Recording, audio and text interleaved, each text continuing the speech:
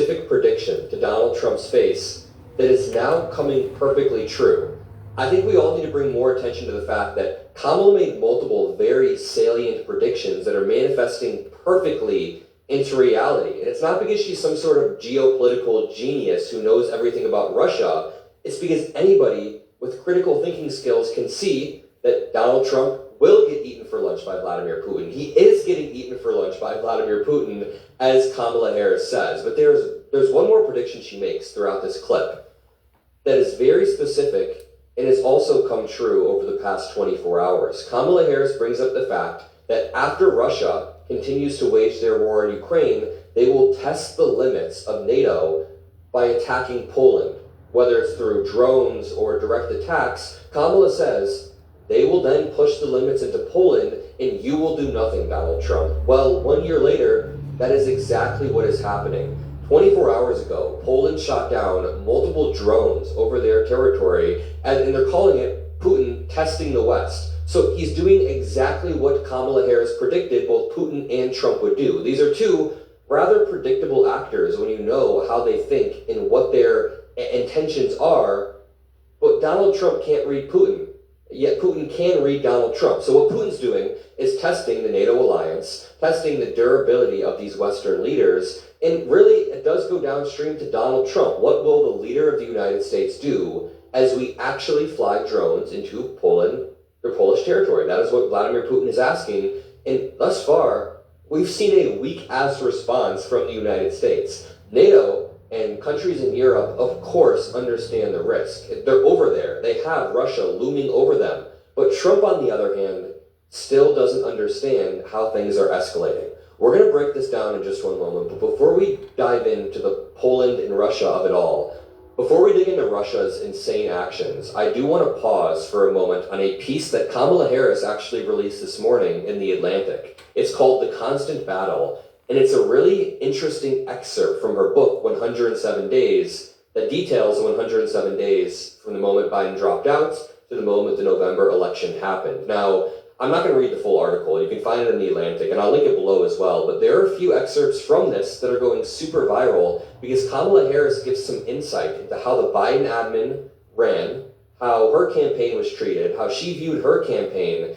And it's pretty critical of Biden, but also is wrapped up in a bunch of respect. She loves Biden. She's very grateful. She thinks he was a great president. But now we get a little bit more insight into the way that our party works, and it really does expose some major flaws. The Democratic Party has this bad habit of making people wait their turn rather than elevating the best voices.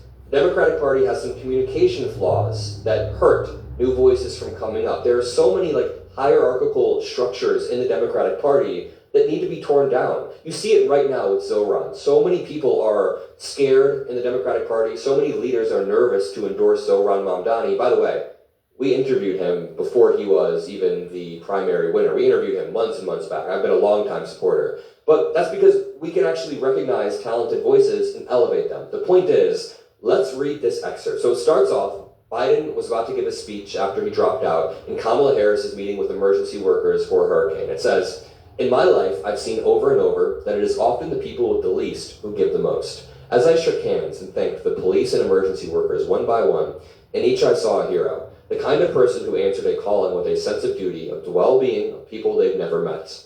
A reporter in the press pool shouted a question about Biden's upcoming speech. It was just after 5 p.m. in Houston. The president would be addressing the nation from the Oval Office later that evening. I watched it at the hotel that night. It was a good speech, drawing on the history of the presidency to locate his own place within it. But as my staff later pointed out, it was almost 9 minutes into the 11-minute address before he mentioned me. And there we see the flaws beginning to pop up. Biden only mentioned Kamala once. Quote, "I want to thank our great Vice President Kamala Harris. She's experienced, she's tough, she's capable. She's been an incredible partner to me and leader for our country." And that was it. 11-minute speech, she mentioned her once 9 minutes in. She says, "I'm a loyal person. During all of those months of growing panic, should I have told Joe to consider not running? Perhaps, but the American people had chosen him before in the same matchup. Maybe he was right to believe they would do so again. He was, by some measures, the most consistently underestimated man in Washington. He'd been right about his tactics for pushing his agenda through a resistant Congress. It was just possible he was right about this too." And then Kamala points out, Of all the people in the White House, I was in the worst position to make the case that he should drop out. I knew it would come off to him as incredibly self-serving if I advised him not to run. He would see it as naked ambition, perhaps as poisonous disloyalty, even if my only message was, hey, don't let the other guy win. Quote, it's Joe and Jill's decision. We all said that, like a mantra, as if we'd been hypnotized. Was it grace or was it recklessness? In retrospect, I think it was recklessness, says then Vice President Kamala Harris. The stakes were simply too high. This wasn't a choice that should have been left to an individual's ego or an individual's ambition. It should have been more than a personal decision. Now, many people spin up a narrative of some big conspiracy at the White House to hide Joe Biden's infirmity.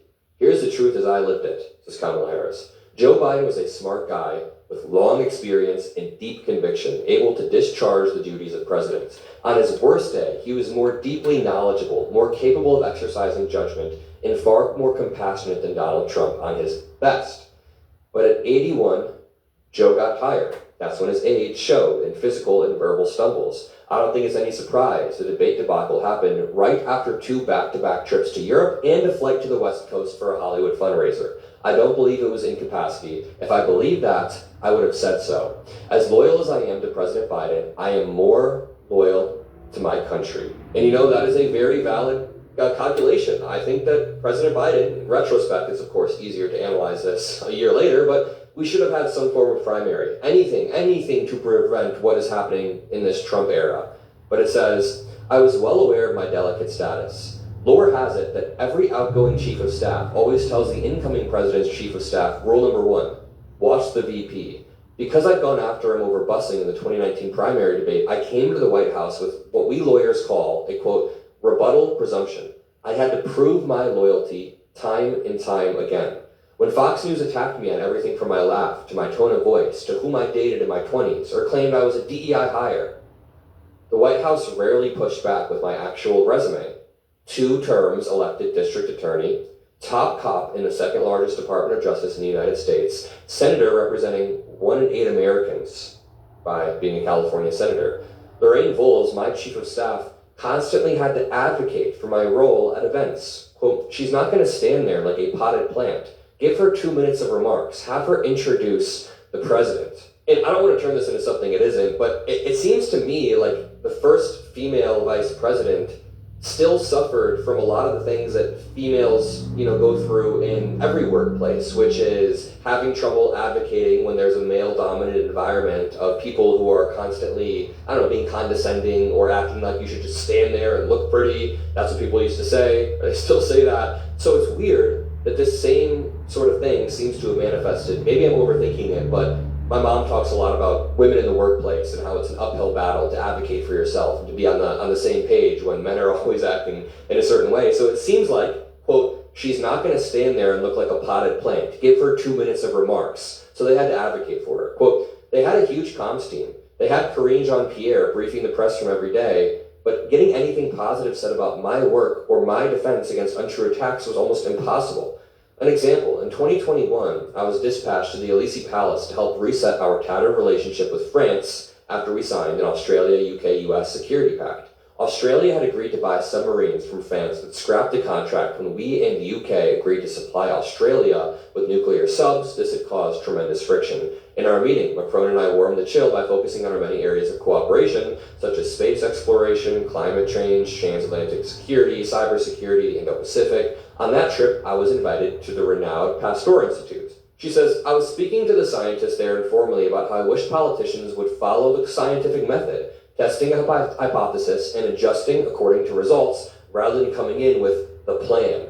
And Kamala said, the plan, with exaggerated air quotes and emphasis in this clip. So Fox News, the New York Post, Newsmax, everyone went wild, claiming she faked a French accent because she said, the plan, like that, the plan, like she emphasized it. That was total nonsense. But the White House seemed glad to let the reporting about my gaffe overwhelm the significant thaw in foreign relations I'd achieved. Worse, I often learned that the president's staff was adding fuel to negative narratives that sprang up about me. One narrative that took a stubborn hold was that I had a chaotic office and unusually high staff turnover in my first year. Okay, so I could read more about this. I didn't really just want to make a full video focused on this because there are so many important things in the news cycle, such as the Epstein cover-up, such as Russia and Ukraine, and now Poland and NATO, such as Gaza or Medicaid being stripped. There are so many important things, but this is an interesting insight into the Democratic Party and into the way these things work.